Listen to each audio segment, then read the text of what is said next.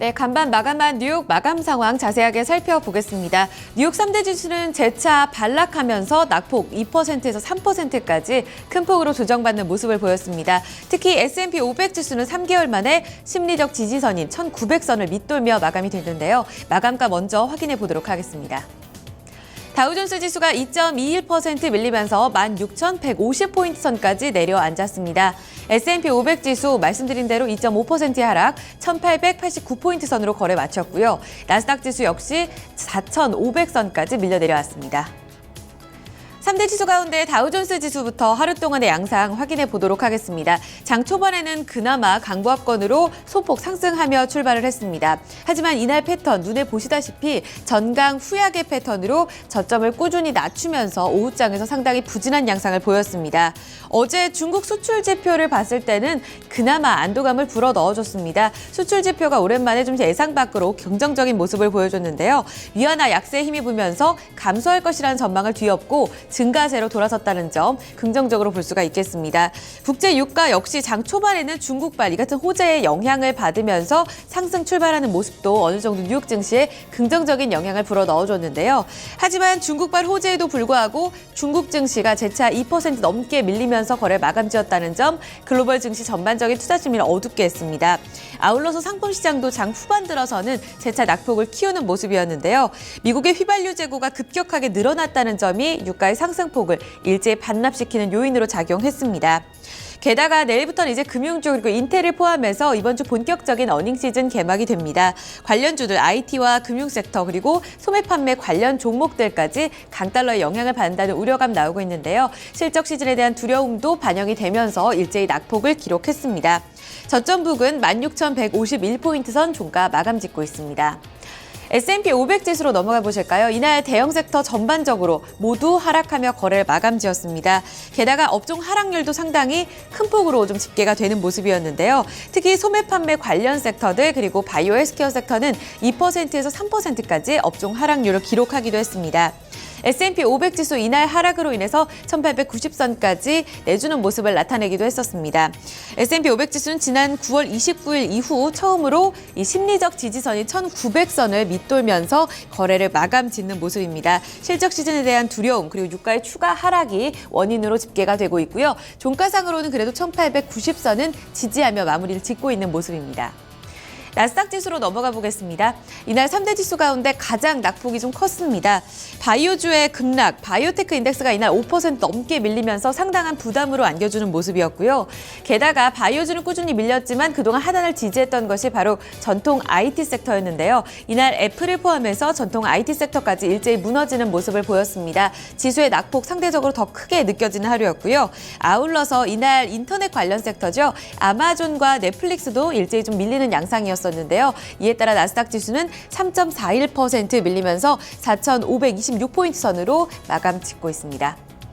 3대 지수 일제히 장중 저점에서 거래를 마감지었습니다. 이날 유가가 어느 정도 장 초반에는 선방하는 모습을 보였지만 여전히 글로벌 시장, 금융시장에 대한 불안감은 남아있는데요. 이날 장에 영향을 미쳤던 이슈 외신 통해 알아보겠습니다. 우성문 기자 살펴주시죠. 네, 간밤 뉴욕 증시에 영향 미쳤던 소식들 외신 통해 함께 살펴보겠습니다. 앞서 들으신 대로 뉴욕 증시 그야말로 급락세를 나타냈는데요. 이날 대형 사모펀드인 KKR이 글로벌 증시 리스크가 커지고 있다면서 자산을 매도하고 이 현금을 보유할 것을 추천했다는 소식이 전해졌습니다. 이 소식에 우려감이 커지면서 증시에 악재로 작용했는데요. 블룸버그 통신톡의 자세한 소식 함께 살펴보겠습니다. KKR holds most cash since 2011 as risks in stocks increases. 현지 시간으로 어제 블룸버그 통신에 따르면 KKR은 글로벌 증시 리스크가 커지고 있다면서 다른 자산보다 현금을 보유하는 것이 더 많은 수익률을 낼 것이라고 밝혔습니다. 따라서 KKR은 자신의 고객들에게 이 자산의 7%를 현금으로 보유할 것을 추천했는데요. 지난 9월에 제시했던 1%에서 크게 늘어난 것입니다. 이와 함께 KKR은 글로벌 주식 비중도 55%에서 51%로 줄였는데요. 이는 2011년 이후 처음으로 글로벌 주식에 대해서 비중 축소를 하는 것입니다. KKR 팀은 이와 관련해서 불행히도 2016년이 덜 재앙스러운 해가 될 수 있을 것으로 보이지 않는다면서 연초에 현금 완충 장치를 마련하고자 한다라고 전했습니다. 또한 세계 경제 성장세 역시 투자자들의 전망에 미치지 못할 것이라고 덧붙였습니다. 네, 이날 연준의 경기평가 보고서인 베이지북도 발표가 됐습니다. 베이지북에서 연준은 이 미국의 고용시장과 소비 경기에 대해서는 낙관적으로 평가했지만 저유가와 강달러에 대한 우려감을 내비쳤는데요. 로이터 통신 통해 자세한 소식 함께 살펴보겠습니다. U.S. economic growth hampered by dollar energy prices. 현지 시간으로 어제 로이터 통신에 따르면 연준은 지난 2달간 엇갈린 경기 신호가 미국에서 포착됐다고 베이지북에서 설명을 했습니다. 먼저 연준은 지난 2달간 12개 지역 중 9개 지역에서 경제가 완만 또는 보통의 성장세를 나타내고 있다고 밝혔는데요. 특히 이 보스턴 지역의 경기는 긍정적이라고 보고됐고, 다만 뉴욕과 캔자스시 연준은 경제활동이 보합에 머무르고 있다고 전했습니다. 이 기간 소비활동은 양호했던 것으로 전해졌는데요. 하지만 연준은 제조업 활동이 둔화됐다면서 이는 달러 강세에 따른 것이라고 우려감을 나타냈습니다. 이뿐 아니라 끊임없는 유가 하락 역시 에너지 기업에 부정적인 영향을 미치고 있다는 평가입니다. 아울러 연준은 임금 상승률 역시 이 기간 미미한 수준을 기록했다고 지적했는데요.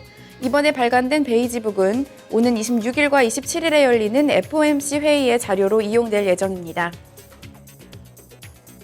뉴욕 증시에 영향 미쳤던 소식들 외신 통해 함께 살펴봤습니다. 네, 자 이렇게 지수별 흐름과 지수에 영향을 미쳤던 외신 소식들을 함께 알아봤습니다.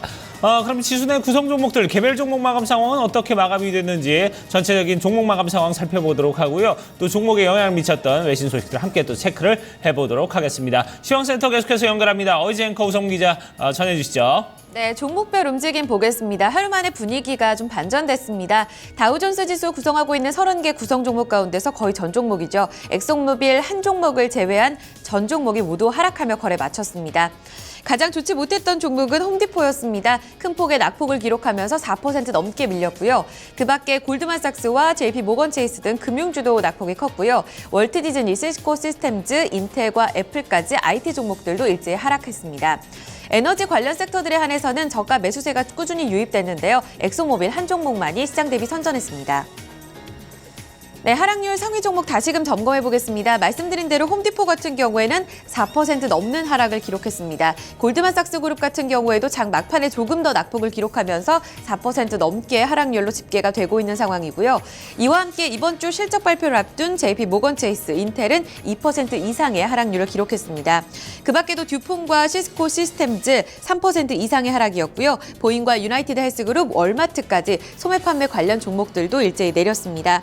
애플 같은 경우에는 이날 나흘 만에 다시금 하락하면서 97달러 선까지 내려앉았습니다. 게다가 카드사인 아멕스 같은 경우에는 골드만삭스에서 투자 의견을 하향 조정하면서 이날 역시 2% 넘는 하락률을 기록했습니다. S&P 500 섹터 내 업종별 흐름 체크해 보겠습니다. 말씀드렸다시피 전 섹터 모두 내렸습니다. 경기 방어적 섹터 역할을 해주는 유틸리티까지 약보합권에서 거래 마쳤고요. 나머지 업종 지수 하락률을 본다면 모두 2%에서 3%까지 낙폭 상당히 컸던 하루였습니다. 소매 판매 관련 종목들, 이 월마트를 포함한 관련 종목들 낙폭이 크게 형성이 되면서 거의 4% 가까운 하락률을 기록했고요. 바이오 헬스케어 섹터가 3%에 가까운 하락률, IT와 금융, 산업재, 자본재 일제히 모두 2% 내외 안팎의 하락을 기록했습니다. 이날 특징주 확인해 보겠습니다. 증시 불안 분위기 지속되면서 안전자산인 금에는 매수세가 유입되는 모습이었는데요. 이에 따라 금 관련 섹터들은 흐름이 좋았습니다. 그 가운데 금 광산 업체인 뉴몬트 마이닝 확인해 보겠습니다.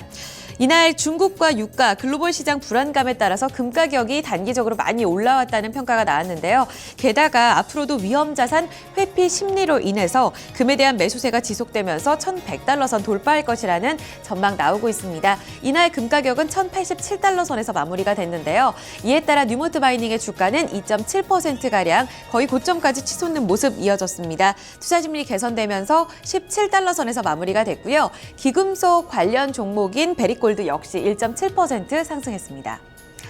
시장 대비 선전한 한 종목 더 확인해 보겠습니다. 실적과 더불어서 주주 친화 정책 발표한 제너럴 모터스 되겠는데요. 이날 운송 섹터 가운데서도 상당히 선전한 모습을 보여줬습니다. 실적 시즌 우려감 여전히 반영되고 있지만 올해 실적 전망 상향 조정했습니다. 아울러서 말씀드렸다시피 분기 주주 배당도 배당금 인상 소식까지 함께 발표를 했는데요. 이같이 올해 계획에 대한 자신감을 보여주면서 투자 심리 상당히 개선됐고요. 장중에는 좀 흔들림이 있었습니다만 장 후반 들어서 다시 한번 상승 폭을 확대하면서 0.63% 오른 $30 선에서 거래 마감지었습니다. 네, 그 밖의 특징주에 대한 소식은 외신 통해 자세히 들어보겠습니다. 우성문 기자 살펴주시죠. 네, 종목 주요 소식 외신 통해 함께 살펴보겠습니다. 앞서 들으신 대로 이날 부진한 장 가운데서도 자동차 업체 제너럴 모터스의 주가는 상승했습니다. 올해 실적 전망을 상향 조정했을 뿐 아니라 분기 이 주주 배당금도 상향 조정한다고 밝혔기 때문인데요. 자세한 소식 마켓워치 통해 함께 살펴보겠습니다. General Motors stock surges after profit outlook dividend were raised. 현지 시간으로 어제 마켓워치에 따르면 제너럴 모터스는 올해 조정 주당 순이익 전망치를 $5.25에서 $5.75로 제시를 했습니다. 이는 앞서 제시했던 $5에서 $5.50보다 상향 조정이 된 것인데요. 이와 함께 제너럴 모터스는 분기 주주 배당을 6% 상향 조정한다고 함께 발표를 했습니다. 이에 대해서 제너럴 모터스는 성명을 발표하고 새로운 제품 론칭들이 예상되어 있고 글로벌 자동차 시장 수요가 매우 밝으며 산업 성장세가 호조를 보이고 있다라고 밝혔는데요. 메리 바라 제너럴 모터스 최고 경영자 역시 우리는 지난해 중요한 전략적 계획들을 만들었고 이것이 더 나은 실적을 통해 증명되고 있다라고 말했습니다. 이날 대부분의 기업들의 주가가 하락한 가운데 이 소식이 전해지면서 제너럴 모터스의 주가는 0.6% 상승했습니다. 네, 다음 종목은 미국의 카드 업체 아메리칸 익스프레스입니다. 골드만삭스가 아메리칸 익스프레스의 이 투자 의견을 하향 조정했다는 소식이 전해지면서 주가가 급락했는데요. 더 스트리트 토크의 자세한 소식 함께 살펴보겠습니다. American Express stock falls after Goldman downgrade. 현지 시간으로 어제 더 스트리트에 따르면 골드만삭스는 아메리칸 익스프레스에 대한 투자 의견을 기존의 매수에서 중립으로 하향 조정을 했습니다. 이와 함께 목표 주가도 내려잡았는데요. 기존의 $89에서 $72로 목표 주가를 큰 폭으로 하향 조정했습니다. 이에 대해서 골드만삭스는 이 아메리칸 익스프레스 회사의 이 실적 변동성이 너무나 큰 상태라고 전했는데요. 또한 주가 상승을 위해서는 주당 순이익이 적어도 12%에서 15%는 개선되어야 하지만 2017년까지는 그 정도의 실적 개선이 어려울 것이라고 지적했습니다. 또한 골드만삭스 전략가들은 현재 아메리칸 익스프레스가 실적 부진을 타개하기 위한 노력도 별로 보이지 않는다고 덧붙였는데요. 이 소식에 아메리칸 익스프레스의 주가는 2.4% 급락했습니다. 종목 주요 소식까지 외신 통해 함께 살펴봤습니다. 네, 자 이렇게 종목별 마감 상황과 또 종목 주요 소식들 외신 통해서 살펴봤습니다. 그럼 유럽 증시 마감 상황은 또 어떻게 마감이 됐는지 자세히 알아보도록 하고요. 유가를 비롯해서 환율 상품 채권 시장 마감 상황도 좀 체크를 해보도록 하겠습니다. 어이젠커가 전해드립니다. 네, 앞서 마감했던 유럽 증시는 중국발 호재에 조금 더 집중하는 모습이었습니다. 어느 정도 위안화 약세, 어느 정도 진정이 되면서 호재에 조금 더 귀를 기울였고요. 주요국 증시는 다소 엇갈리며 거래 마감지었습니다. 먼저 영국 푸츠백 지수 같은 경우에는 0.54% 상승하며 거래 마쳤는데요. 5,960선의 종가로 마무리가 됐고요. 독일 닥스 지수만이 소폭 밀렸습니다. 9,960포인트 선 0.6%가량 소폭의 조정을 받았고요. 프랑스 까크 지수 역시 상승하며 4,390선을 회복하며 거래 마감지었습니다. 이어서 상품시장으로 넘어가 보겠습니다. 국제 유가는 소폭 반등했습니다. 8거래일 만의 반등인데 상승폭은 상당히 미미했고요. $30 선에 여전히 머물러 있는 모습을 보였습니다. 장 초반에는 중국발 호재 영향을 받으면서 상승폭을 키우기도 했습니다. 하지만 미국의 휘발유 재고가 급격하게 늘어났다는 소식에 따라 상승폭을 일제히 반납하는 모습이 나타났고요. 이날 서부 텍사스산 원유 같은 경우에는 $30 48센트로 거래 마감지었습니다. 브렌트유 역시 좀 하락하는 모습을 보였는데요. 브렌트유는 장중에 $30 선 밑돌기도 했습니다. 금값 보겠습니다. 증시 불안 영향에 따라서 안전자산에 계속해서 매수세가 유입됩니다. 금 가격은 0.2% 오르면서 온스당 $1,087 선에서 거래 마쳤고요. 옥수수 가격 역시 반등에 나서면서 $3.58로 거래 마감지었습니다. 주요 지수로 넘어가 보겠습니다. 필라델피아 반도체 지수 이날 장에서 2.5%가량 반락하면서 600포인트 선을 다시금 밑돌고 있고요. 빅스 지수인 공포 지수인 빅스 지수 같은 경우에는 증시 불안 영향에 따라 10포인트가량, 10%가량 급등했습니다. 24포인트 선까지 올라가는 모습을 보여줬고요. BDI 발틱 운임 지수 같은 경우에는 8포인트 내리면서 400포인트 선을 하회했습니다. 마지막으로 외환 채권 시장 넘어가 보겠습니다. 어제 서울 외환시장에서 원달러 환율은 위안화 강세 영향과 증시가 좀 안정되는 모습을 보이면서 반락했습니다. 원달러 환율 6원 30전 내리면서 1,204원 종가로 마무리가 됐고요.